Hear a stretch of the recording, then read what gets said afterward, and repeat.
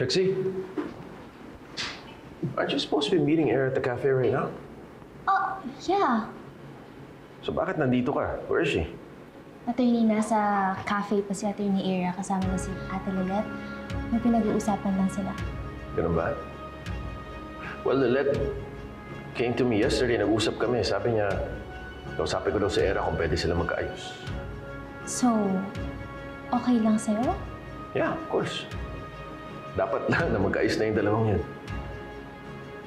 Siguro puntahan ko na lang din sila para masigurado ko lang na okay lahat. That's a great idea, Attorney. You know, sometimes things really do work out better than expected. Well, I'm all for things turning out for the best. Always. I'll see you later.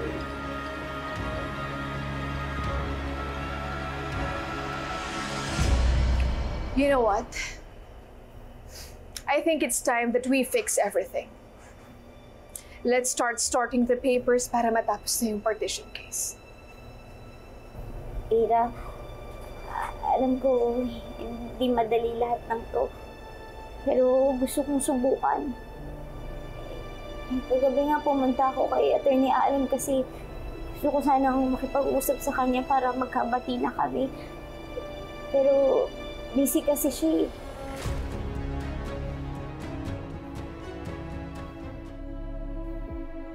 Nagkita pala kayo ni Renan? Hindi niya ba nasabi sa'yo na nagkita kami kagabi? Yeah, we met last night, babe. Gusto niya makipag-usap, pero pinilit ko siya na makipag-usap na sa inyo diretso. Eh, hindi naman kami talaga nakapag-usap eh. Kasi parang na-estorbo ko siya. Babe, nag-usap pala kayo kagabi? Bakit hindi mo sinabi sa akin? Oh, babe, gabi na rin kasi. Nagmamadali ako umuwi. I had backlogs to finish. Anyway, ano nang napag-usapan niyo?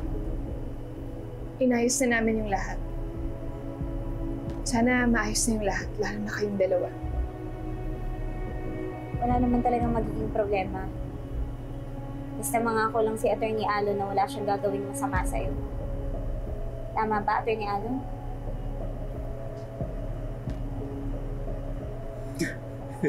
Of course. Ikaw na naman itong walang tiwala sa akin, attorney. Listen, I'll take care of your sister. Okay? You have no idea what the worth of my love is for her.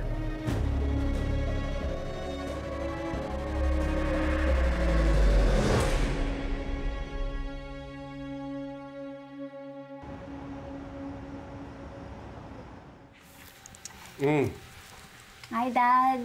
Hi. Mukhang subsub na subsub kayo sa pag-aaral, ah. Nakakabala ba ako sa inyo? No, Dad, not at all. Patapos na rin po ako and maya-maya lang matutulog na ako. Sinamahan lang talaga ako ni Ate Lilet para kung may tanong ako, matutulungan niya ako agad. Eh, may tinatapos lang din po ako, Tay, kaya sinamahan ko na mag-aaral si Trixie.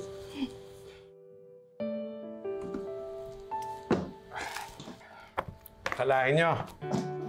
Yung isang anak ko, abogado. Yung isang anak ko, magiging abogado. Proud na proud ako sa inyo. Dad, mas ibang klase si Ate Lilet, biruin mo, dalawang sister niya, lawyer. Ikaw, makakapasa ako. Ako, Trixie, kayang-kaya mo naman yun. Ikaw pa ba? With your guidance, ate, kakayanin ko. May kwento nga pala sa akin ni Trixie tungkol sa inyo ni Era. Di ba nagkaayos na kayo? Medyo okay naman na po kami, Tay. Unti-unti, babalik na din sa dati yung samahan namin. Alam mo, sana nga maging okay kayo ni Era. And look, I don't want you to feel na kailangan mo ipatunayan sarili mo sa pamilyang to. You're entitled to everything that I have. Lalo na kung wala na ako. Dad, Tay, huwag naman po kayo magsalita ng ganyan. Totoo naman eh. Mauna naman ako sa inyo. Pero syempre, gusto ko naman kayo makasama na matagal. Kaya nga, ngayon pa lang, inaayos ko na yung paghahati ng mga ari-arian ko sa inyong dalawa. Tay, hindi naman po kailangan yun. Masaya na po ko na nakakasama ko kayo. Na maayos yung relasyon namin ng kapatid ko at ni Tita Patricia. Ang gusto ko lang naman po talaga yung matawag niyo kong anak. Matawag ko kayo na tatay. Kasi para po sa akin, yun po ang tunay na kayamanan. Oh, wow! Here, food! For you! Hey, you need some food para hindi sumakit yung mga ulo ninyo. Salamat po, Tita Patricia. And this one is for you. And I'm sure masarap din yung food natin sa birthday celebration ni Dad, right? Eh, yung dad ninyo ayaw pumayag na magkaroon ng isang malaking birthday celebration. Pero kahit na ayaw pa niya magpa-party, maghahanda pa rin tayo ng masasarap na pagkain para sa kanya. Alam nyo, makasama ko lang kayo. Patricia, Trixie, Lilette. Masaya na ako. Kayo, ang regalo ko sa birthday ko.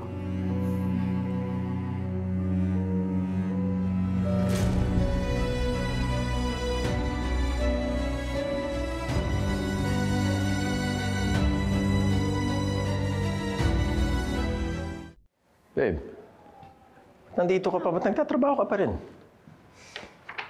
Eh, ikaw nga pinapayagan kitang mag-overtime, di ba? Actually, babe, may tinatapos lang talaga ako kasi may gusto akong i-ace sa Keystone. Baka bawi man lang. Bawi. Teka, para saan eh? Aalis na rin naman tayo dito Attorney, I won't push you to fix things with Ate Lynette. Pero, kung si Attorney Renan lang naman iniisip mo, at gusto mo na matapos tong stress na to, hindi ba pwedeng nakahintay kung ano man yung plano ninyo? Kung mahal ka talaga niya, maiintindihan niya, di ba? Sana habang iniisip mo yung future mo, kasama yung mapapangasawa mo, importante din na isipin mo yung ikaw. Yung mga bagay na pinagpaguran mo nung ikaw pa lang. Sana wag masayang yun. Speaking of your own firm, I was thinking since unfrozen na yung assets ng Mati mo, tutuloy ko na yung pag-process ng permits, tsaka papareserve ko na yung space na sinasabi ko sa'yo, babe. Kailangan lang natin mag-down payment doon para talagang... Babe, I've been doing a lot of thinking lately. Ikakasal na tayo at makukuha ko na rin yung mana ko kay Mati. Pero siguro, babe, kailangan na mas maging critical tayo sa decisions natin.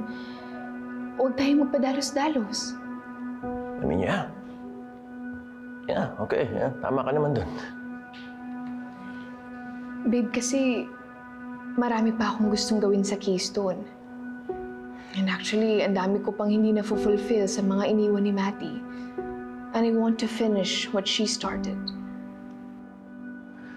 Tagal na natin pinaplano to. Sariling firm natin to. Pangarap natin. Sa firm natin, we won't just be cogs in the machine. Tsaka babe, may mga nakausap na akong tao para masimulan na natin yung firm eh. Na atin lang. Magbabayad na tayo ng reservation fee dun sa space na sinasabi ko sa'yo, babe. Babe, hindi ba pwedeng mag-focus muna tayo sa kasal natin? Getting married is already expensive. Ba't pa biglang nang bago isip mo? Dahil ba sa nag-usap kayo ni Lilette? Is she doubting me again? No. Lilette reminded me of my worth dito sa Keystone. At matagal ko na ring iniisip to. Babe, mali ba na mag-focus muna tayo sa kasal natin? No. No, not at all, babe. Siguro masyado lang ako na-excite sa idea ng firm natin. I'm on board. Okay, focus muna tayo sa wedding. And I promise, mas magiging involved ako sa preparations. And as for Lilette, I'm actually really happy that she's there na sumusuporta siya sa'yo. She's a big help. Thank you, babe.